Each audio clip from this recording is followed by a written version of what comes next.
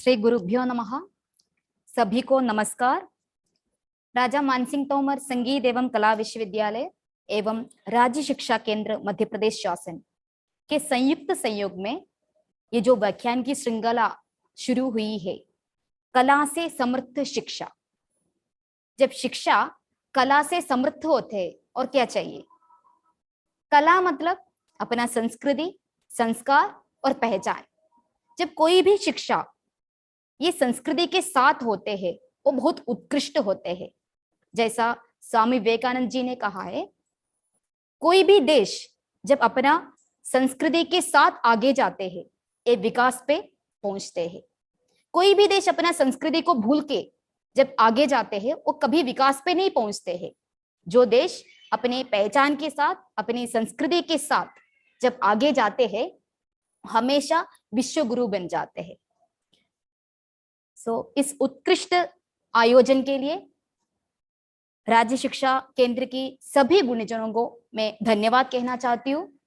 साथ ही राजा मानसिंह तोमर संगीत एवं कला विश्वविद्यालय की माननीय कुलपति जी प्रोफेसर पंडित साहित्य कुमार नागर जी को बहुत बहुत धन्यवाद कहती हूँ, क्योंकि उन्होंने आज इस देश की जो यंग माइंड के साथ उनके सामने अपनी सोच रखने का, अपना विचार रखने का एक मौका मुझे दिया है। उसके लिए हम उनको हृदय से धन्यवाद कहना चाहती हूँ।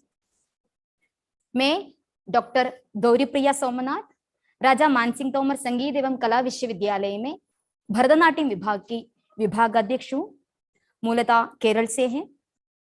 और आज हम आपके सामने नृत्य के बारे में बात करना चाहती हूँ। पिछले 2 सेशन से मेरे कोलीग डॉक्टर हिमांशु द्विवेदी जी ने आपको कला, रंगमंच एवं अभिनय के बारे में व्याख्यान दिए हैं, और आज हम आपको नृत्य के बारे में कुछ अपना सोच रखेंगे आपके सामने। आज की हमारा सब्जेक्ट है, टॉपिक है भारत की शास्त्रीय नृत्यों का महत्व, the importance of classical dances of India. तो इसमें नृत्य हम सब जानते हैं, नृत्य के बारे में हमने सुने, हमने देखे, लेकिन कौन सा नृत्य है? अगर हम आपसे पूछ रहे तो आप पहले बताएंगे हिप हॉप जी, फिर ब्रेक डांस, फिर tap dancing, salsa, that's all. ये सब हम जानते हैं, ये भी नृत्य है, कोई डाउट नहीं उसमें, ये भी नृत्य है। तो नृत्य क्या है? और हमने ये भी सुना है लोक नृत्य भी होते, शास्त्रीय नृत्य भी होते, आधुनिक नृत्य भी होते। तो नृत्य क्या है? अगर हम एक डेफिनेशन की तरह अगर बढ़ रहे तो नृत्य को ये कह सकते हैं, शरीर और अंगों की सुंदर आंदोलनों की एक विशेष श्रृंखला है नृत्य। मतलब जब अपने शरीर, अंग, ये सबके साथ हम जब मूवमेंट्स करते हैं, इसमें कोई म्यूजिक होना, संगीत होना कोई जरूरी नहीं है, मतलब इंपॉर्टेंट नहीं हो, संगीत होना कंपल्सरी नहीं है। डांस मतलब, नृत्य मतलब कोई भी एक मूवमेंट हम कर रहे हैं अपने अंगों के साथ, शरीर के साथ, बॉडी और अंगों के साथ कोई भी एक मूवमेंट किया, लेकिन एक रिदम के साथ। इसको हम अगर आमतौर पे हम इसको नृत्य कह सकते हैं। और अलग अलग नृत्य है, आधुनिक नृत्य हमने अभी बताया, आधुनिक नृत्य है, शास्त्रीय नृत्य है, लोक नृत्य है। अगर भारत की नृत्य के बारे में हम अगर बात कर रहे हैं तो सबसे इंपॉर्टेंट 2 नृत्य 2 तरीके में है। एक हो गया लोक नृत्य और दूसरा शास्त्रीय नृत्य। लोक नृत्य हम सब जानते, लोक नृत्य उसका मतलब क्या है? जो लोगों के बीच में होते, हमारे जो लोगों के बीच में जो खुशी के अवसर पे, जो हमारे उत्सव के अवसर पे हम जो नृत्य कहते, इसको हम लोक नृत्य कहते। भारत में अनेक लोक नृत्य है। अगर दक्षिण से, उत्तर से दक्षिण तक और पूर्व से पश्चिम तक अगर हम देख रहे तो बहुत लोक नृत्य है हमारे पास। जैसा कुछ लोक नृत्यों के बारे में नाम हम बताना चाहते, जैसा लावणी हो गया, नौटंकी हो गया, कीर्तन हो गया, गिद्दा हो गया। अगर दक्षिण भारत में जा रहे तो कोलकली है, कुम्मी है और तेरुकूतु, ऐसा अलग अलग लोक नृत्यों के से हमारा भारत पूरी अलग अलग लोक नृत्यों है। और दूसरा हमारा है शास्त्रीय नृत्य है। पहला हमने बोले लोक नृत्य है, लोगों से जुड़े हैं। अभी है शास्त्रीय नृत्य, जो शास्त्र के आधार पे जो नृत्य करते हैं उसको शास्त्रीय नृत्य कहते हैं। अभी जब शास्त्रीय नृत्यों के बारे में जब हम बात करते हैं, एक चीज को समझना बहुत जरूरी है, वही है नाट्य की उत्पत्ति। तो हम एक छोटी सी कहानी से आज की हमारे ये जो व्याख्यान है ये शुरू करना चाहते हैं। जब धरती पे लोगों के बीच में बहुत अन्याय होते थे, लोगों के मन में अलग अलग विचार होते, मतलब बुरा सोच जब होते थे, पूरी मतलब एक दूसरे को लोग बहुत अन्याय से बात करते हैं, लोग मन में बहुत गंदा सोच के विचार रखते हैं, तब ये सब देख के पूरी देवताओं, उनके जो मेन है कौन है, इंद्रदेव, इंद्रदेव के साथ वो सब मिलके गए हैं भगवान ब्रह्मा जी के पास। और ब्रह्मा जी के पास जाके उन लोग बताते हैं, ब्रह्मा जी जैसा धरती पे लोगों के मन में बहुत बुरा विचार आ रहा है, इसलिए उनको अपने मन डाइवर्ट करने के लिए कुछ ऐसा चीज दिए जाए ताकि उन लोगों को उनको नॉलेज भी मिल जाए और समझ भी हो जाए और एंटरटेनमेंट भी हो जाए। क्या कहते हैं, क्रीडनीयकम इच्छासु दृश्यम श्रव्यम च यद भवेत्, मतलब क्रीडनीयदम इच्छासु, क्रीडा जैसा होना चाहिए, एक एंटरटेनमेंट पर्पस होना चाहिए, लेकिन कैसा, दृश्यम श्रव्यम च यद भवेत्, उसमें दृश्यम भी होना चाहिए, श्रव्यम भी होना चाहिए, क्योंकि हम सब जानते हैं जो चीज दृश्य के साथ होते, जो चीज हम देखते हैं उसमें ज्यादा प्रभाव होते, सही है ना। जैसा हम एक नाटक देख लिया बहुत अच्छे से, हम एक मूवी देख लिया, सिनेमा देखने गए, एक मूवी देखने, फिल्म देखने गए, बहुत अच्छे से याद रहते, एक एक कहानी हमको याद रहते, लेकिन कोई एक खंडे भाषण दे दिया, रूम के बाहर आके हम भूल जाते हैं, क्योंकि दृश्यम में इतनी महत्व है, क्योंकि हमारे दिमाग में वो चले जाते और स्टोर हो जाते, कंप्यूटर जैसा स्टोर हो जाते, सही है ना। तो ये उन्होंने यही बोला है, जरूर हमको चाहिए कुछ ऐसा, लेकिन उसमें दृश्यम श्रव्यम च यद भवेत्, दृश्यम भी होना चाहिए, साथ में श्रव्यम भी होना चाहिए, लेकिन एंटरटेनमेंट भी होना चाहिए, नॉलेज भी होना चाहिए उसमें। फिर ब्रह्मा जी ने बोला, नॉलेज के लिए हमने ऑलरेडी वेदास तो बनाया है, 4 वेदा है, ऋग्वेदा है, सामवेदा है, यजुर्वेदा है, अथर्ववेदा है, तो ऑलरेडी वेदास इतना ज्यादा है, अभी क्यों एक दूसरे क्यों चाहिए कुछ अलग। तो उन्होंने बोले बिल्कुल सही, आपने वेदास तो बनाए, लेकिन वेदास सबके लिए पहुंचने की बात नहीं है, क्योंकि वेदा पढ़ने के लिए भी आपके पास नॉलेज होना चाहिए, और कुछ कुछ कुल के लोग वो पढ़ पाते, जो नॉर्मल जो लोग हैं उनके पास इतनी ज्यादा नॉलेज नहीं है, उन लोग वेद पढ़ना और समझना उनके लिए दूर की बात है। तो इसलिए ऐसा कुछ चीजें दे दिया जाए जिस समूह की चारों जातियां, ब्राह्मण हो गया, क्षत्रिय हो गया, वैश्य हो गया, शूद्र, कोई भी जाति हो, वो सब पढ़ पाते और वो सबको एंटरटेनमेंट के साथ नॉलेज भी मिल जाए। फिर ब्रह्मा जी ने बोले ठीक है कुछ करते हैं ऐसा। तो उन्होंने क्या किया, क्या किया, जग्राह पाठ्यम ऋग्वेदात् सामाभ्यो गीतमेव च चतुर्वेदाद् अभिनयान् रसानाधर्वणादपि। उन्होंने क्या किया, जग्राह पाठ्यम ऋग्वेदात्, ऋग्वेद से उन्होंने लिटरेचर लिया है, पाठ्यम, पाठ्यम मीन्स लिटरेचर, उन्होंने ऋग्वेद से लिटरेचर लिया है। फिर क्या किया, सामाभ्यो गीतमेव च, गीतम भी तो चाहिए ना, जब एंटरटेनमेंट की पर्पस है तो गीतम तो जरूर हो, संगीत तो होना ही चाहिए। तो उन्होंने क्या किया, सामवेद से गीतम ले लिया, और क्या, यजुर्वेदाद् अभिनयात्, एंटरटेनमेंट होना चाहिए तो एक्सप्रेशन तो बनते ही है, तो क्या किया, यजुर्वेद से उन्होंने अभिनय लिया, और रसा, फीलिंग के बिना तो कुछ होते ही नहीं है, तो कहां से रसा लिया है, अथर्ववेद से। ये चारों वेद से, पाठ्यम ऋग्वेद से, गीतम सामवेद से, अभिनय यजुर्वेद से, और रसा अथर्ववेद से, ये चारों वेद से ये चारों चीज लेके उन्होंने एक पंचम वेद बनाया, वो ये नाट्य वेद।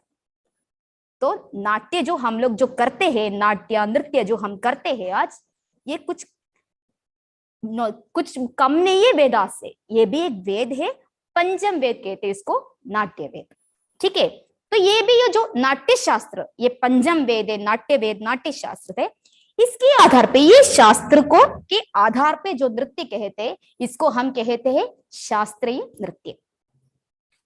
तो भारत में मुख्य रूप से 8 शास्त्रीय नृत्य, इसमें अगर हम कुछ ऑर्डर अगर बना रहे हम कभी ये नहीं बोल सकते ये इतने पुराना है, ये इतनी साल पुराना है, बिल्कुल नहीं ना। हम अंदाजा में बता सकते हैं भरतनाट्यम हो गया 2000 साल पुराना।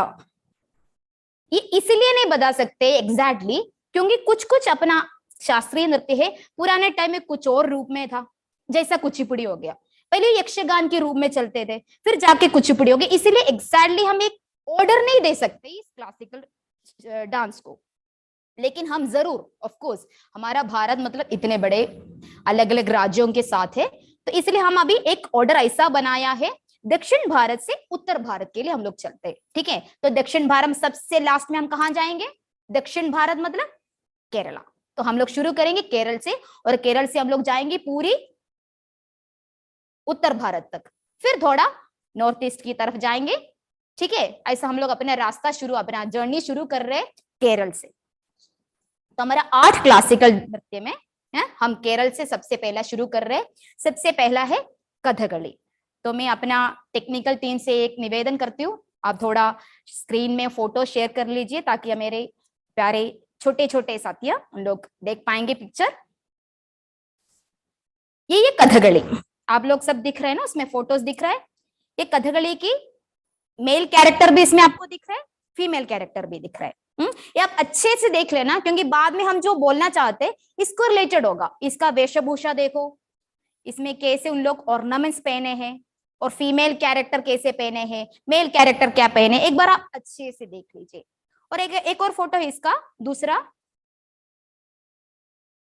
कथकली एक्चुअली क्या ना शास्त्रीय नृत्य है लेकिन एक डांस ड्रामा जैसा इसका प्रेजेंटेशन होते, इसलिए उसमें जितना भी कैरेक्टर्स है वो सबको एक अलग अलग जो वेशभूषा है ना उसको एक अलग अलग नाम दिया है। हम नाम में नहीं जा रहे क्योंकि वो बोलने के लिए एक खंडा क्या है, एक दिन काफी नहीं है।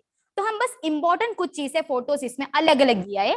जैसे इसमें जो इस पिक्चर में आपको दिख रहे हैं कृष्ण और उनकी फ्रेंड है, कौन है, कुचेल। ये दोनों की पिक्चर है। ये मतलब कृष्ण को देखने के लिए कुचेल आते हैं ना कृष्ण के पास, उसकी एक वर्णन है इस पिक्चर में। और नेक्स्ट है ये भी कृष्ण की एक पिक्चर है। तो अलग अलग होते हैं, मतलब अच्छा कैरेक्टर के लिए वेशभूषा अलग होगा, थोड़ा इविल कैरेक्टर डेमन टाइप का कैरेक्टर है तो वेशभूषा अलग होगा। जैसा पच्चा, कत्ती, करी, अलग अलग नाम से उसकी पहचान होते। और एक है थे मिनिकू मीन्स द लेडीज कैरेक्टर, वो भी हमने पहला पिक्चर में देखे। तो कथकली कहाँ से है, केरल से। तो नेक्स्ट है हमारा केरल से एक और है, दैट इज मोहिनीअट्टम। तो प्लीज आप पिक्चर दे दीजिए। यस, ये मोहिनीअट्टम, एक्चुअली मोहिनीअट्टम ये नाम कहां से आई, मोहिनी की जो नृत्य है। मोहिनी कौन है आप जानते हो उस कहानी, जब अमृत मदन होते हैं तो अमृत जब आते हैं तो राक्षस और देवास के बीच में फाइट होते है ना, कौन पहले अमृत पिएंगे और फिर मरना नहीं हो पा, ये सब ना। तो ये फिर विष्णु जी मोहिनी की रूप लेते। तो जो मोहिनीअट्टम है ये मोहिनी से आए हैं। इसमें लासिक सॉफ्ट मूवमेंट्स बहुत ज्यादा रहते हैं। तो नॉर्मली ये लेडीज परफॉर्म करती है, मेल परफॉर्मर्स बहुत कम है क्योंकि ये मोहिनी से आए हैं। तो केरल में एक ही मेल परफॉर्मर है मोहिनीअट्टम में, दैट इज RLV रामकृष्ण। उनकी पिक्चर मैंने लिया है क्योंकि मेल कैरेक्टर मेल परफॉर्मर कैसे होते हैं दिखाने के लिए, लेकिन मोस्टली मोहिनीअट्टम की परफॉर्मेंस करते फीमेल परफॉर्मर। नेक्स्ट फोटो में आप दिख रहा है, जैसे देखो उसकी कैसे उनकी वेशभूषा होते हैं, कैसे इनके ऑर्नामेंट्स होते हैं, गजरा कैसे लगाया है, ये सब आप एक बार ध्यान से देख लीजिए ताकि आगे हम लोग उसके बारे में ज्यादा डिस्कस करने वाले हैं। फिर नेक्स्ट है एक मोहिनीअट्टम की ग्रुप परफॉर्मेंस है, उसमें बहुत ज्यादा मोहिनीअट्टम परफॉर्मर्स आपको दिख रहा है। नेक्स्ट है भरतनाट्यम। तो हम लोग पहले केरल से ट्रैवल शुरू हो गया था हमारा जर्नी, अभी हम पहुंच के तमिलनाडु में, वहां से भरतनाट्यम में।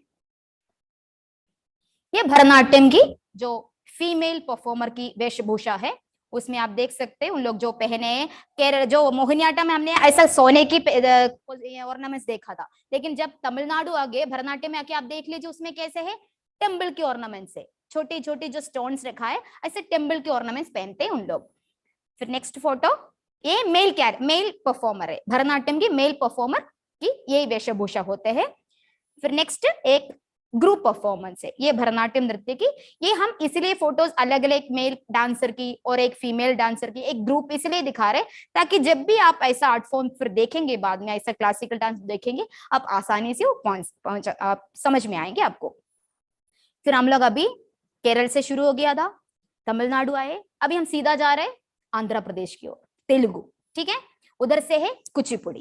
ये कुचिपुड़ी की character of course female character है, लेकिन बने कौन है, ये फोटो आप ध्यान से देख लीजिए, ये मेल है।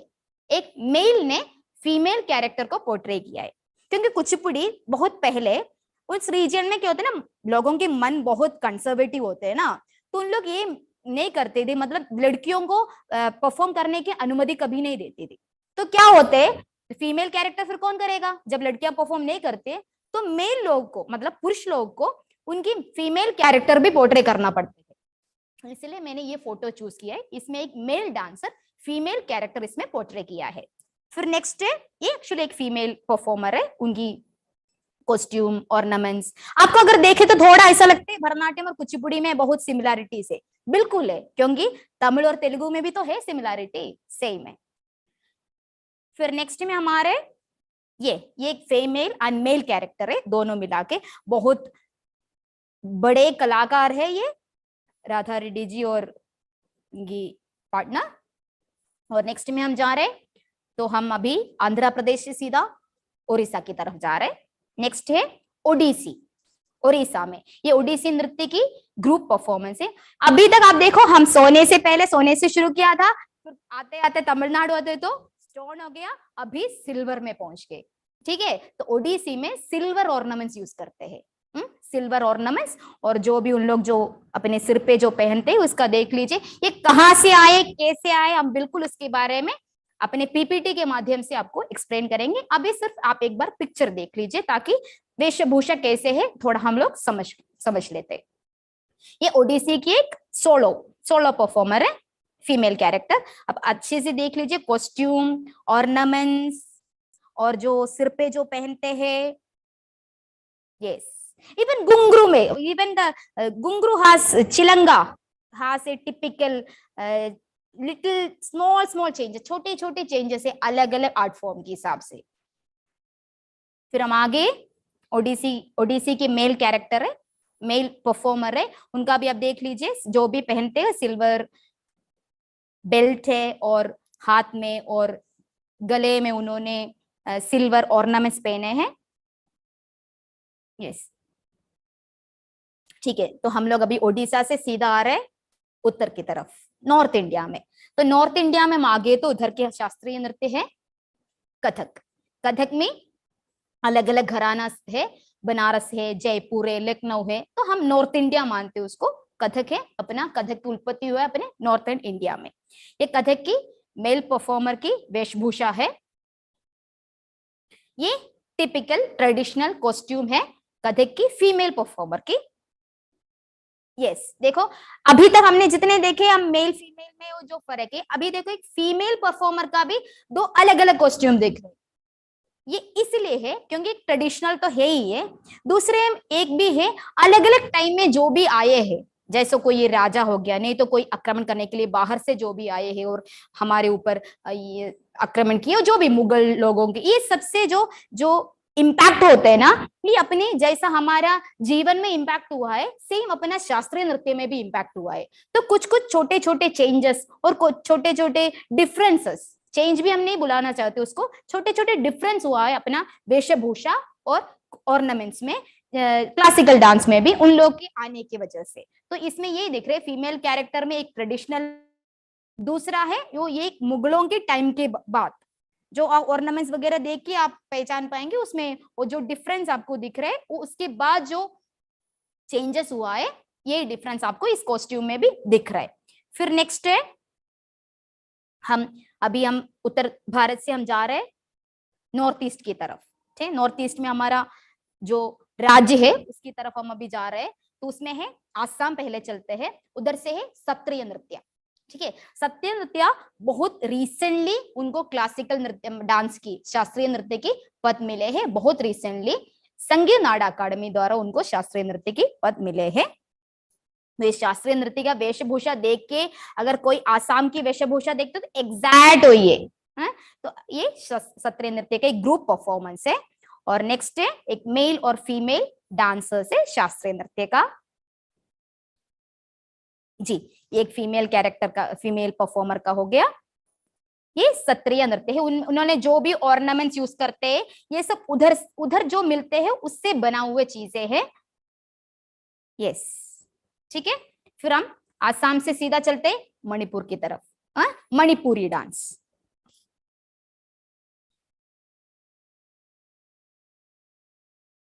यस, ये मणिपुरी डांस के ग्रुप परफॉर्मेंस है।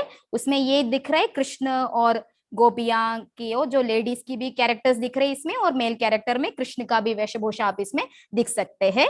और नेक्स्ट है ये भी है कृष्ण एवं गोपिया, राधा, ऐसा मेल और फीमेल कैरेक्टर का है। ये मेल जो परफॉर्म करते हैं मणिपुरी की जो नृत्य की जो भाग है, ये भी जो मेल परफॉर्मर्स अपना ढोल वगैरह लेके जो परफॉर्म करते हैं, इसका एक पिक्चर है ये। ठीक है, ये हो गया अपना 8 क्लासिकल डांस। ये क्लासिकल डांस है, एक पद है। डांस तो बहुत है, नृत्य तो बहुत है भारत में, लेकिन ये शास्त्रीय नृत्य का पद इनको, ये 8 नृत्य को, मतलब बहुत ज्यादा नृत्य में से 8 नृत्यों को शास्त्रीय नृत्य का पद मिले हैं। कैसे मिले हैं? संगीत नाटक अकादमी द्वारा। ये संगीत नाटक अकादमी 1953 में भारत सरकार द्वारा, गवर्नमेंट ऑफ इंडिया द्वारा बने हैं संगीत नाटक अकादमी। ये क्या है? अपने परफॉर्मिंग आर्ट्स में, अपने प्रदर्शन कलाओं के प्रमोशन के लिए, उनका सिलेक्शन के लिए एक अकादमी बनाए हैं। और ये अकादमी द्वारा ये 8 नृत्यों को शास्त्रीय नृत्य का पद मिले हैं। तो शुरू से अगर बोले तो कथकली, मोहिनीअट्टम, भरतनाट्यम, कुचिपुड़ी, ओडिसी, कथक, सत्रिया, मणिपुरी, ये 8 नृत्य को शास्त्रीय नृत्य का पद संगीत नाटक अकादमी द्वारा दिए हैं। अभी हमने पहले ये बताया था शास्त्रीय नृत्य क्यों कहते हैं इसको, क्योंकि शास्त्र के आधार पे है ये नृत्य। तो जिस शास्त्र के आधार पे है, इतने क्यों डिफरेंसेस है? सब कुछ तो शास्त्र के आधार पे होते तो एक ही जैसा होना चाहिए ना, लेकिन बिल्कुल नहीं है। क्यों? हम सब जानते हैं भारत क्या है, विविधता में एकता होते ही है। बिल्कुल, क्योंकि पूरी भारत में हम अगर देखें तो अलग अलग राज्यों में अलग अलग वेशभूषा होते, अलग अलग भाषा होते, अलग अलग संगीत होते हैं उनका, अलग अलग उत्सव होते हैं उनका, अलग अलग इंस्ट्रूमेंट होते हैं। तो ये सब डाइवर्सिटी है, हमारा यूनिटी। ये सब डाइवर्सिटी के बीच में भी हम यूनाइटेड क्यों है? क्योंकि हम सब भारत से है। ये जो कल्चर है, ये संस्कृति है, ये सब में है।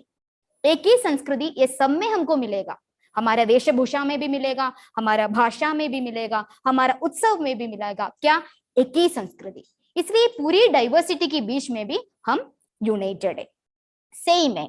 इसलिए तो हम केरल से है, हम आज इतनी दूर इधर आके मध्य प्रदेश में आप लोग से बात कर रहे हैं। तो इससे ज्यादा कौन से एग्जाम्पल चाहिए अपना विविधता में एकता के बारे में बोलने के लिए? तो ये अपने शास्त्रीय नृत्य में भी ये विविधता बिल्कुल है, लेकिन एकता क्या है? नाट्यशास्त्र, नाट्यवेद, पंचम वेद के आधार पे ये हर शास्त्रीय नृत्य की जो रूल्स एंड रेगुलेशंस है वो ये शास्त्र के आधार पे हुआ है। तो जो एकता के जो थ्रेड होते हैं, जो सबको बांध के रखा है, ये 8 नृत्य को जो बांध के रखा है, एकता की थ्रेड कौन सा है? नाट्यशास्त्र। जो हमने जिस कहानी पहले बोले वही नाट्यशास्त्र। ठीक है, तभी हम ये विविधता क्या है, जैसा हमने बोला है जब नाट्यशास्त्र होते सब एक ही जैसा होना चाहिए ना, फिर क्यों विविधता क्यों है? इसके बारे में हम थोड़ा बात करते हैं एक पीपीटी के माध्यम से। तो आप प्लीज पीपीटी चलाइए। Yes, second slide. ये आपको दिख रहा है, जो सबसे पहले हम लोग शुरू किया था कथकली से। तो कथकली और मोहिनीअट्टम केरल से है। तो कथकली डांस ड्रामा की ज्यादा उसमें इन्फ्लुएंस है, इसलिए हम मोहिनीअट्टम के बारे में बोलेंगे। और जरूर लास्ट में हम कथकली के बारे में भी बिल्कुल बताएंगे। ये मोहिनीअट्टम के एक परफॉर्मर की फोटो भी है इसमें। और केरल की जो ट्रेडिशनल कॉस्ट्यूम है, जो लड़कियां पहनते कॉस्ट्यूम और ऑर्नामेंट, जो भी अवसर पे, उत्सव के अवसर पे और नॉर्मल अवसर पे हम लोग जो केरल में जो पहनते हैं, वो साड़ी पे मतलब वो अटेर भी दिख रहा है और मोहिनीअट्टम की वेशभूषा भी दिख रहा है। हमको नहीं लग रही इसमें कोई कंपैरिजन बताने की कोई चीज है, क्योंकि सामने ही दिख रहे हैं हम लोग को। जो कॉस्ट्यूम बना है, जो केरल की जो ट्रेडिशनल ड्रेस है सेट्टू मुंडू, उसे ये कॉस्ट्यूम बनाया है। और जो ऑर्नामेंट्स आप देख लीजिए, पूरी गोल्ड के ऑर्नामेंट्स लड़की भी पहने हैं और परफॉर्मर भी वही पहने हैं। तो मतलब कोई भी क्लासिकल डांस कहीं से उनकी उत्पत्ति है, उधर जो अवेलेबल है वही वेशभूषा, वही ऑर्नामेंट्स, वही वाद्य, वही म्यूजिक, वही भाषा, इसके यूज करके शास्त्रीय नृत्य बनाए। तो जब शास्त्रीय नृत्य भी, फिर जैसे लोक नृत्य का क्या डेफिनेशन था, लोगों के बीच में, लोगों के द्वारा बनाए, लोगों के द्वारा परफॉर्म करते हैं। तो शास्त्रीय नृत्य भी लोगों के बीच में बने हैं। उन्होंने जो डेली लाइफ में जो यूज करते हैं, उन्हीं चीज से यूज इसमें भी किए हैं। तो नेक्स्ट है भरतनाट्यम। भरतनाट्यम की जो हमने बोला है ना, केरल में जब सोना ज्यादा यूज करते हैं, तमिलनाडु में ट्रेडिशनल कॉस्ट्यूम के साथ जो ऑर्नामेंट्स पहनते हैं उसको टेम्पल ऑर्नामेंट्स कहते हैं, जो स्टोन वर्क के होते हैं। तो एक ट्रेडिशनल कॉस्ट्यूम में भी आप देख लीजिए, एक लड़की जो पहने हैं साड़ी, सिल्क साड़ी और टेम्पल के ऑर्नामेंट्स, वही सिल्क साड़ी और टेम्पल के ऑर्नामेंट्स यूज करते हैं भरतनाट्यम में भी। वही कॉस्ट्यूम और वही ऑर्नामेंट जो भी उधर जो मिलते हैं, उधर की जो ट्रेडिशनल है उससे जो बने हैं। तो पहले भरतनाट्यम में भी साड़ी ही यूज करते थे, साड़ी जैसा पहन के, मतलब पुराने टाइम में जो डांसर्स है उन लोग साड़ी जैसा ही पहनते थे। आजकल थोड़ा मॉडर्न हो गए तो हम लोग कॉस्ट्यूम बनाते, अलग चीज है, लेकिन ट्रेडिशनल में साड़ी, वही सिल्क साड़ी, वही ऑर्नामेंट्स पहनते हैं, जो तमिलनाडु की ट्रेडिशनल फेस्टिवल्स में ट्रेडिशनल कॉस्ट्यूम जो रहते थे वही। नेक्स्ट है कुचिपुड़ी। इसमें भी आपको दिख रहा है जो ट्रेडिशनल तेलुगु जो अटेयर है, वही सेम कॉस्ट्यूम ऑर्नामेंट्स वगैरह हमको कुचिपुड़ी की कॉस्ट्यूम और ऑर्नामेंट्स में भी वही दिख रहा है। वही ड्रेस, वही मटेरियल और वही ऑर्नामेंट्स और गजरा वगैरह भी लगाने की वो स्टाइल है, ये सब उधर के जो लोकल लोग जो यूज करते हैं उससे इन्फ्लुएंस करके बनाया है। फिर नेक्स्ट है ओडिसी। ओडिसी की जो कॉस्ट्यूम और ओडिशा की जो ट्रेडिशनल अटेयर में सेकंड आप देख लीजिए, जो सिल्वर ऑर्नामेंट्स जो उन लोग डेली लाइफ में यूज करते हैं, जो भी ओकेशन है उन लोग जो डेली लाइफ में जो यूज करते हैं, वही कॉस्ट्यूम और ऑर्नामेंट्स मिला के थोड़ा स्टाइलिश किया होगा, बिल्कुल किया होगा, क्योंकि शास्त्रीय नृत्य के लिए बनाया है। वो भी आजकल शायद स्टाइलिश हो गया होगा, पुराने टाइम में बिल्कुल नहीं होगा। तो लेकिन इन्फ्लुएंस हुआ है वही ऑर्नामेंट्स और वही कॉस्ट्यूम से। फिर नेक्स्ट है कथक। तो कथक की जो ट्रेडिशनल कॉस्ट्यूम और नॉर्थर्न इंडिया के, उत्तर भारत की जो फेस्टिवल्स में जो लड़कियां जो पहनते हैं, जो अटेयर है, उसमें आप कॉस्ट्यूम ऑर्नामेंट्स देख लीजिए। जहां टेम्पल्स और सोने की बात कर रहे थे, अभी जैसे जैसे नॉर्थ आ गए, हम अभी बात कर रहे हैं कुंदन के ऑर्नामेंट्स की। तो क्योंकि उधर इधर ट्रेडिशनल शादी में हो गया या कोई ओकेशन में कुंदन के ऑर्नामेंट्स पहनते हैं और यूज करते हैं कथक में भी, और लहंगा तो है ही है। फिर नेक्स्ट में हम आ गए सत्रिया। तो अगर कोई भी असम की ट्रेडिशनल कॉस्ट्यूम देख रहे थे, बिल्कुल समझ में आएंगे सत्रिया वही है। उसमें मुझे लग रहा है उसमें कोई ज्यादा चेंजेस भी नहीं दिख रहा है। सत्रिया का अगर कॉस्ट्यूम आप देख रहे तो सेम कॉस्ट्यूम है, और ऑर्नामेंट्स भी देखो, लोग जो जो भी अवेलेबल है उस चीजों से उन्होंने जो बनाया है वही ऑर्नामेंट्स यूज करते हैं, फंक्शन में भी यूज करते हैं, कोई भी उत्सव में भी यूज करते हैं, वही अपना सत्रीय नृत्य में भी यूज करते हैं। फिर है मणिपुरी। इसमें तो कोई डिफरेंस ही नहीं दिख रहा है, बाकी में थोड़ा थोड़ा बिल्कुल थोड़ा डिफरेंस दिख रहा है, इसमें तो बिल्कुल ही नहीं दिख रहा है। ये तो देखो एग्जैक्टली है, जो ट्रेडिशनल अटेयर देखो मणिपुर के एकदम सेम है, जो फीमेल कैरेक्टर, फीमेल परफॉर्मर की मणिपुरी में। तो मैं वही बोल रहा ना, तो विविधता क्या है, यही विविधता है जो भारत में पहले से जो विविधता है, वेशभूषा, भाषा, म्यूजिक, ये सब में इंस्ट्रूमेंट, वही विविधता है अपने शास्त्रीय नृत्य में भी। और एकता क्या है, जैसा हमारे संस्कृति एकता है, शास्त्रीय नृत्यों में वो एकता क्या है, नाट्य शास्त्र। क्योंकि इतनी विविधता होने के बाद भी हम सब वही हस्ता यूज करते हैं, हम सब वही अभिनय फॉलो करते जो नाट्य शास्त्र में भरत मुनि द्वारा बताया है, हम सब वही मेजरमेंट यूज करते जब मंच की बात आते, हम वही म्यूजिक के बारे में बात कर रहे थे जो भरत मुनि ने अपने नाट्य शास्त्र में बताया। तो एकता यही होते जो नाट्य शास्त्र, और विविधता क्या है, अपनी अपनी लोकल जगह पे हमको जो चीजें मिलते हैं उससे माध्यम से जो बनाया है वेशभूषा। और ये सिर्फ हमने अभी वेशभूषा इसकी बात की है, लेकिन आप देख रहे तो भाषा भी ऐसा है। संगीत की जो लिरिक्स होते हैं भरतनाट्यम में तमिल में होगा, कथक में आगे तो हिंदी में होगे, केरल में गए तो संस्कृत और मलयालम में होगा मैक्सिमम। तो जहां जिस जगह की जो भाषा है वही यूज किए। और आप ये देखो इंस्ट्रूमेंट्स, भरतनाट्यम में मृदंगम, कुचिपुड़ी में मृदंगम यूज करते हैं और कथकली में चंडा यूज करते हैं, और मोहिनीअट्टम में तो इडक्का यूज होता है। सब परकशनी है। और कथक में आगे तो तबला, और मणिपुरी में गए तो ढोल यूज करते हैं।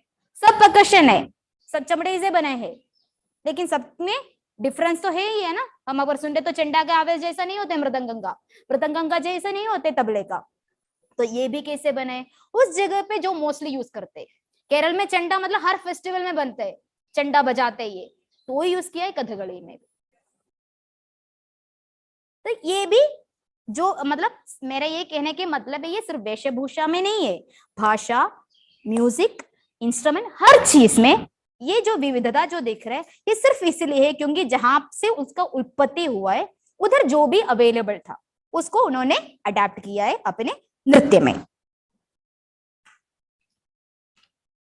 जी, ये कथकली के बारे में हमने शुरू में इसलिए नहीं बोला था क्योंकि कथकली का ऑफ कोर्स केरल का है, सो वेशभूषा वो सब में इन्फ्लुएंस है। हम दूसरी एक और चीज बताना चाहते, कथकली का मेकअप आप देख लो, इतनी ज्यादा मतलब मेकअप बहुत ज्यादा दिख रहे हैं आपको है, क्योंकि बाकी क्लास शास्त्रीय नृत्यों के हिसाब से ज्यादा मेकअप करते, ज्यादा भाई मतलब थोड़ा भारी कॉस्ट्यूम पहनते हैं उन लोग। अब भाई एक फोटो देख के आपको समझ में आएंगे बहुत ज्यादा भारी है उसकी कॉस्ट्यूम और ऑर्नामेंट्स। और ये जो दिखते हैं ना, जो ग्रीन कलर पे आपको दिखते हैं चेहरे पे उनके, ये बनते हैं कोकोनट लीव से। कोकोनट लीव से क्यों बनते होंगे? क्योंकि केरल में तो ही ज्यादा अवेलेबल है ना, तो उसमें से यूज करके उन्होंने अपनी जो श्रृंगार होते, जो अपने मेकअप होते वो उसमें से करते हैं। और बहुत ही चीजें ऐसा, हम एक एग्जाम्पल बताया है, लेकिन बहुत चीजें जैसे व्हाइट आपको दिख रहा है ना, ये सब उधर जो मिलते हैं उससे ज्यादा इन्फ्लुएंस करके वो यूज करके बनते हैं। जैसा अलग अलग चीज है, मतलब उनकी रेड आंख, आंख अगर देखे तो आप अगर जूम करके थोड़ा देखे तो उनकी आंख देखो रेड कलर में है। ये क्या है? केरल में एक मिलते हैं चुंडपू कहते हैं उसको, ये आंख में डालते हैं परफॉर्मेंस के पहले ताकि रेड हो जाएंगे। ऐसा कैरेक्टर है उसमें रेड कलर की आंख दिखेंगे। वो भी केरल में जो देखो आप जूम करके देख रहे तो आपको मिल जाएगा, देखो रेड कलर दिखते हैं, ये मेल कैरेक्टर में यूज होते हैं। तो ये हर चीज मतलब हर चीज जो उस जगह पे जो अवेलेबल है उससे बनते हैं, उसमें वो यूज करते हैं। क्योंकि पुराने टाइम में ये सब मुश्किल था, कहीं और से कुछ लेके आ जाओ और परफॉर्म करो, ये नहीं होते थे। और परफॉर्मेंस आज के जैसा नहीं है, हर उत्सव पे होते थे, मतलब कथकली हर उत्सव पे होते थे केरल में। अभी की बात नहीं कर रहे, पुराने टाइम की बात कर रहे। तो उस समय ये एकदम छोटे छोटे मोटे चीजें आपको जो अवेलेबल है उससे आपको काम चलाना पड़ता है। अब कहीं और जाके लेके आना ये सब बात नहीं हो पाते थे, इसलिए ये सब इन्फ्लुएंस बहुत ज्यादा हमको अपने शास्त्रीय नृत्य में दिखते हैं। अभी हमने अपने शास्त्रीय नृत्य के बारे में बोले, अभी हम इसके बारे में बोलेंगे ये शास्त्रीय नृत्य अपने स्कूल एजुकेशन में इसकी क्या महत्व है। अपने स्कूल एजुकेशन में हम सब स्कूल की साथिया है, तो अपने स्कूल एजुकेशन में इसका क्या महत्व होते हैं, इसकी परिचय होने से, इसकी ट्रेनिंग होने से हमको क्या लाभ मिलते हैं, इसके बारे में थोड़ा हम एक दो पॉइंट हम बात करना चाहते हैं।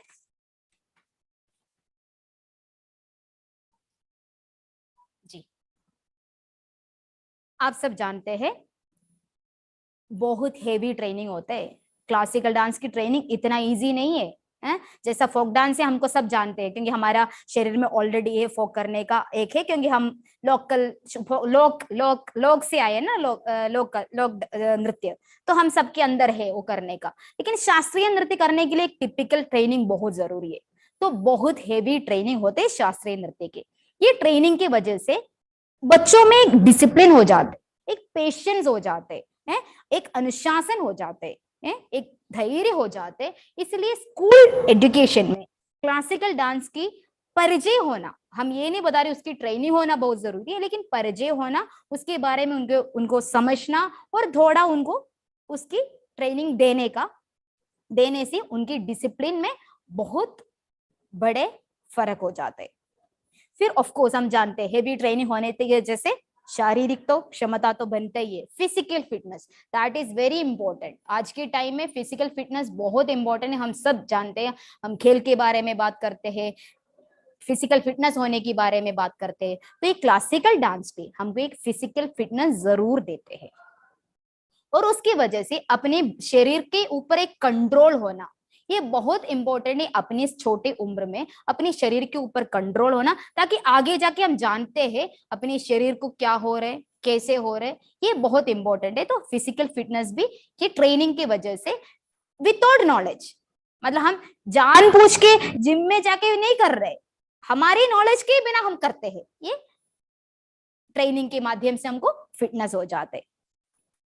फिर ऑफ कोर्स हम इसमें किसकी बारे में बात कर रहे हैं, एक अभिनय करने की बात कर रहे हैं, एक फीलिंग कर रहे हैं, रेस्ट करने की बात कर रहे हैं, मतलब फीलिंग के बारे में हम बात करते हैं। जब ये फीलिंग जब हो जाते हैं या इम्प्रोवाइजेशन जब हो जाते हैं, जब कुछ हम सीखते हैं, जैसा कोई अभिनय के आइटम हो गया, तो हमको जैसे राम बनना पड़ता है या सीता बनना पड़ता है, तो हम उसके बारे में सोचते हैं राम कैसे होते हैं, राम का क्या भाव होगा, राम कैसे बात करते हैं। जैसा सीधा होते थे, फीमेल में सीधा कैसे होगा, शूर्पणखा जैसा नहीं होता है ना सीधा, बिल्कुल नहीं होता है। तो सीधा कैसे होते, सीधा कैसे, सीधा का एक्सप्रेशन क्या होगा, तो ये सब हम सोचते हैं। तो हमारे एक अंदर की जो फीलिंग है ना, ये बहुत आंतरिक भावना करना बहुत जरूरी होते, उसके माध्यम से हमको एक सेल्फ कॉन्फिडेंस हो जाते, एक सेल्फ बिलीफ हो जाते, एक आत्मविश्वास और खुद के ऊपर एक भरोसा हो जाते।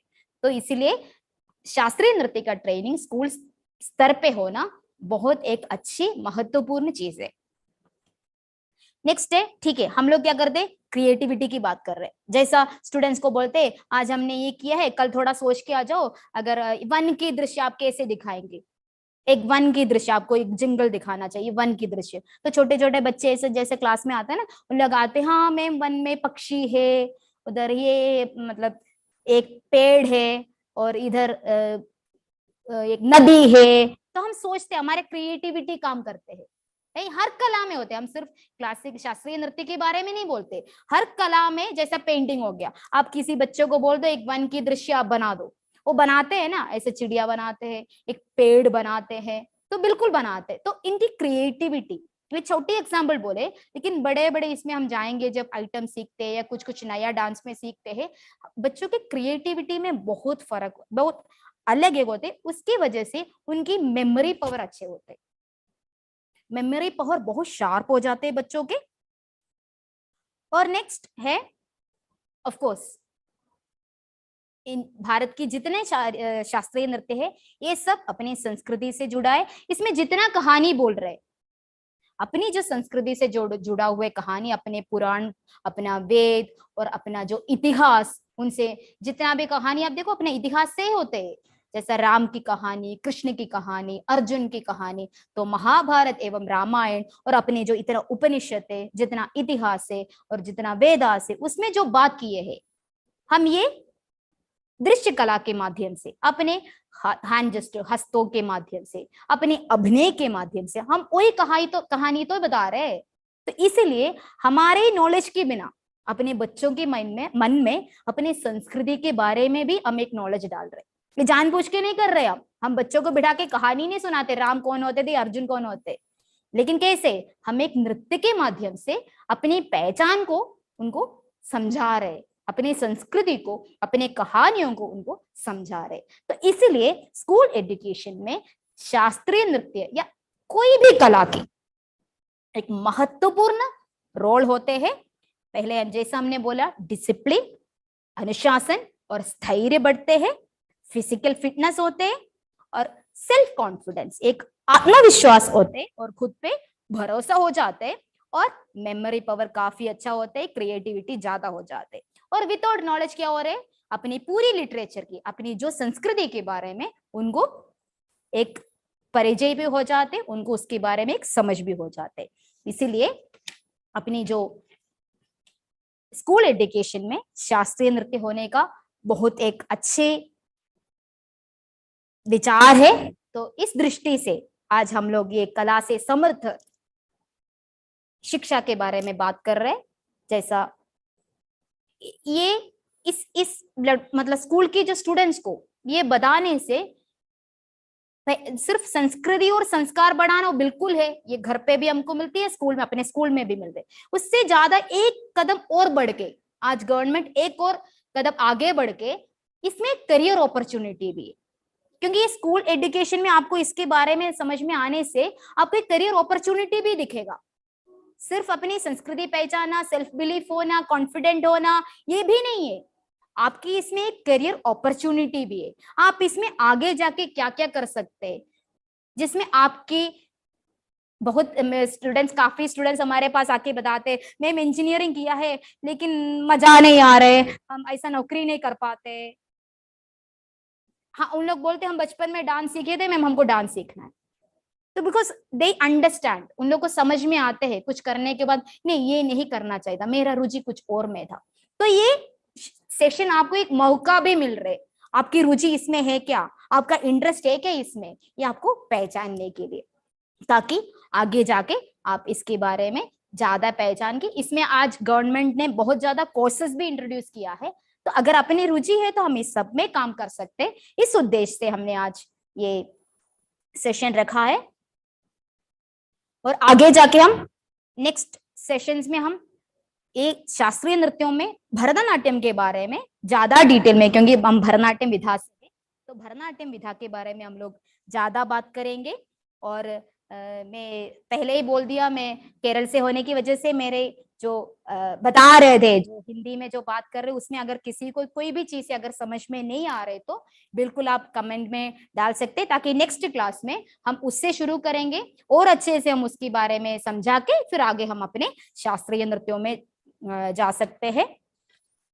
और ये मैं पहले ही जैसे बताया है, ये संगीत नाट्य अकादमी 8 क्लासिकल डांस को मतलब क्लासिकल डांस का पद दिया है, लेकिन बहुत ऐसा अपना शास्त्र नृत्य है जो शास्त्र से जुड़े हैं, शास्त्रीय नृत्य की हेडिंग के अंडर नहीं आते। जैसे यक्षगान हो गया, आप कभी अगर मौका मिले तो यक्षगान एक बार देख लीजिए, जैसा आंध्रा के कर्नाटका के एक फोक स्टाइल है, मतलब अभी उनकी ये चल रहे हैं, जैसा शास्त्रीय नृत्य की पद मिलने की ओर से उन लोग जा रहे हैं। तो बहुत ही सुंदर एक अद्भुत एक प्रस्तुति है, मतलब कला नृत्य है यक्षगान। ऐसा भारत में बहुत ऐसा नृत्य है जो शास्त्र के आधार पे बने, जैसा कूडियाट्टम है, जैसा संस्कृत ड्रामा है कूडियाट्टम है, इसमें भी डांस का मूवमेंट भी होते हैं, उसमें भी हस्तों का प्रयोग होते हैं। जैसा जैसा नाट्य जब हम बोलते हैं वो बड़े फ्रेम है, बड़े कैनवास है नाट्य, उसमें नृत्य भी आ जाते हैं, इसमें संगीत भी आ जाते हैं, उसमें लिटरेचर भी आ जाते हैं। नाट्य बहुत बड़े कैनवास है, जो कैनवास के बारे में हमने पहले बताया था, ओरिजिन ऑफ नाट्य, जैसे नाट्य आए हमने कहानी पहले बताया था ना, वो नाट्य के भाग है, ये सब नृत्य नाट्य ये सब उसकी भाग है। जैसा अगर नटन को हम जब कहते हैं, नृत्य जब बात कर रहे तो नटन का तो बात बताना ही है। नटन भेद के बारे में हम अगर बोल रहे तो 3 तरीके में होते हैं, नृत्य नाट्य, नटन भेद कहते हैं इसको ना, 3 तरीके में है। सबसे पहले क्या है, नृत्य। नृत्य मीन्स प्योर डांस होते हैं, उसमें कहीं एक्सप्रेशन नहीं है, प्योर डांस होते हैं। जैसा कोई अगर आपने कई शास्त्रीय नृत्य देखा, हमको पता नहीं आप लोग कितना शास्त्रीय नृत्य देखे, अगर हिप हॉप सल्सा वगैरह है तो सब जानते हैं, हम जानते हैं, लेकिन शास्त्रीय नृत्य के बारे में शायद इतना नहीं मालूम होगा। लेकिन आज से बाद आप लोग कभी नहीं बोलेंगे आप लोग नहीं जानते हैं, ठीक है। तो यही है अपना नृत्य। नृत्य मीन्स प्योर डांस होते हैं। प्योर डांस की मतलब है उसमें एक्सप्रेशन अभिनय नहीं होते, बस हाथ और पैर से हम लोग जो मूवमेंट कर रहे हैं वही होगा, उसमें एक्सप्रेशन नहीं होगा, इसको नृत्य कहते हैं। दूसरा है नृत्य, जिसमें नृत्य भी है अभिनय भी है, एक्सप्रेशन भी बनते हैं और हाथ पैर की जो मूवमेंट है, अंगों की जो मूवमेंट है, शरीर की जो मूवमेंट है, ये सब उसमें होते हैं, ये हो गया नृत्य। और तीसरा है नाट्य, ड्रामेटिकल रिप्रेजेंटेशन। ड्रामा जैसा एलाबरेट करके आप एक ड्रामा जैसे, उसमें डायलॉग भी है, एक्सप्रेशन भी है, नृत्य भी है, अभिनय भी, सब कुछ है, दैट इज नाट्य। तो नडन भेद में 3 है, नृत्य, नृत्य, नाट्य। प्योर डांस विदाउट एक्सप्रेशन, अभिनय और डांस, अभिनय और नृत्य मिला के, और तीसरा है ड्रामा जैसा, पूरा कहानी डायलॉग के साथ जो बोलते, इसको नडन भेद कहते हैं। तो मैं जी ये बता रहे थे, नाट्य इसे बड़ा, नाट्य एक बहुत बड़ा एक कैनवास है, उसके अंदर डांस भी होते हैं, उसके अंदर अभिनय भी होते हैं, उसके अंदर डायलॉग भी होते हैं, उसके अंदर लिटरेचर भी होते हैं, उसके अंदर रस भी होते हैं, हर चीज उसके अंदर होते हैं। और पिछली क्लास में हमको लग रहा है आप लोग शायद अभिनय के बारे में हिमांशु द्विवेदी जी ने आपको शायद समझाया है, अभिनय और रंगमंच में कैसे अभिनय होते हैं, ये सब के बारे में। तो ये नृत्य में भी, क्लासिकल नृत्य में भी अभिनय का एक महत्वपूर्ण, अभिनय एक महत्वपूर्ण अंग है क्लासिकल नृत्य में भी। हम आगे जाके जब भरतनाट्यम के बारे में जब बात करेंगे, उसमें अभिनय का क्या इंपॉर्टेंट है, और कैसे हम थोड़ा डेमोन्स्ट्रेशन भी करके अभिनय कैसे होते हैं, और ड्रामा में और नृत्य में अभिनय करने में क्या डिफरेंस है, वो भी है ना। सब नाट्य हम बिल्कुल मान रहे, लेकिन ड्रामा में कैसे, एक नाटक आप देखते हैं उसमें जैसा अभिनय होते हैं और एक क्लास शास्त्रीय नृत्य में अभिनय होते हैं, उसमें तो फर्क है, दोनों एक ही जैसे होते हैं। मुझे लग रहा है नाटक शायद ज्यादा अच्छा आप लोगों को समझ में आए, क्योंकि उसमें डायलॉग भी है, डायलॉग का हेल्प भी होते, लेकिन नृत्य में नहीं होते। नृत्य में डायलॉग अंडरलाइन डांस ड्रामा, अगर डांस ड्रामा है तो अलग है, क्योंकि डांस और ड्रामा मिला के बनते, लेकिन नृत्य में कभी डायलॉग नहीं होते। आपको जो भी बताना है आप अपना हस्तों के साथ बता सकते हैं, जो भी आपको करना है, बुलाना है या जाओ ये बोलने के लिए आप यूज करते हैं अपना हस्ता और एक्सप्रेशन। नाट्य में भी बिल्कुल हस्ता और एक्सप्रेशन होते हैं, लेकिन साथ में आप लिटरेचर भी यूज करते हैं, आप डायलॉग भी यूज करते हैं, आपको उधर लिरिक्स भी, आपको डायलॉग भी, आपको एक लिखा हुआ स्क्रिप्ट भी होगा डांस में। लेकिन आपको जो भी बोलना है आपको अंगों के साथ और आपको भाव के साथ, ये सबके साथ आपको कन्वे होते हैं। तो आगे जाके हम बिल्कुल उसको भरतनाट्यम में कैसे अभिनय होते, भरतनाट्यम कैसे बने हैं, उसके बारे में हम ज्यादा एलाबरेट करके आगे एपिसोड में आपको बिल्कुल बता देंगे। और उस दोनों में, नाट्य और अब डांस में अभिनय करने में थोड़ा क्या डिफरेंस है, इसका भी हम डेमोन्स्ट्रेशन करके आपको थोड़ा दिखाएंगे, क्योंकि आज हम बिल्कुल डेमोन्स्ट्रेशन नहीं किया, इसलिए क्योंकि आज का हमारा टॉपिक 8वां क्लासिकल डांस के बारे में था। तो हम 8वां क्लासिकल डांस में बिल्कुल एक्सपर्ट नहीं है, तो जिसमें हम थोड़ा बहुत जानते हैं भरतनाट्यम, उसके बारे में फिर हम बात करेंगे। तो वंस अगेन हम लोग फिनिश करने से पहले हम लोग बात करेंगे 8वां क्लासिकल डांस के नाम, ठीक है। आज का हमारा टॉपिक है ये 8वां क्लासिकल डांस के नाम। तो हम लोग शुरू किया है केरल से, केरल से हम शुरू किया तो कथकली, मोहिनीअट्टम, फिर केरल से हम आगे तमिलनाडु, तमिलनाडु में भरतनाट्यम, तमिलनाडु से सीधा बस पकड़ के हम आ गए आंध्र प्रदेश में, उधर हमको मिलते हैं तेलुगु में कौन सी, कुचिपुड़ी। फिर उधर से हम गए ओडिशा की तरफ, उधर हमको मिलते हैं ओडिसी। फिर सीधा हम गए नॉर्थ इंडिया, आगे पहुंच गए इधर क्या है, कथक, फिर नॉर्थ ईस्ट आसाम, सत्रिया, और मणिपुर, मणिपुरी। ये अपना 8वां क्लासिकल डांस है। और वंस अगेन हम रिमेंड कर रहे हैं, ये पद मिले हैं संगीत नाटक अकादमी द्वारा। तो बाकी भी बहुत ज्यादा अपने नृत्यों, बहुत ज्यादा अपने डांसर से ये पद मिलने के लिए भी अभी भी कोशिश कर रहे हैं। तो आगे जाके ये उम्मीद है भारत में 8 से ज्यादा और भी शास्त्रीय नृत्य की पद मिले हुए नृत्य होगा, ये आगे जाके बिल्कुल हो जाएंगे। तो इसी के साथ हम आज की अपनी जो सेशन है हम वाइंड अप कर रहे हैं। तो नेक्स्ट टाइम हम मिलेंगे, भरतनाट्यम के बारे में बात करेंगे, और भरतनाट्यम में अभिनय और हस्तों का क्या महत्व है, इसका डेमोन्स्ट्रेशन भी करके, इस पे एक्सप्लेन भी करके हम नेक्स्ट क्लास में मिलेंगे, नेक्स्ट सेशन में मिलेंगे। तब तक सभी को धन्यवाद। और जो भी आपको इसके बारे में जो भी डाउट है, जो भी आपको कमेंट है, बिल्कुल कमेंट कर दीजिए, ताकि इसमें अगर कोई डाउट है तो हम नेक्स्ट सेशन में वो ज्यादा क्लियर कर सकते हैं। और अगर आपको इसमें जो भी लाभ मिले हैं ये भी आप जरूर बता दीजिए, ताकि नेक्स्ट सेशन में हम और अच्छे से कर सकते हैं। बहुत बहुत धन्यवाद।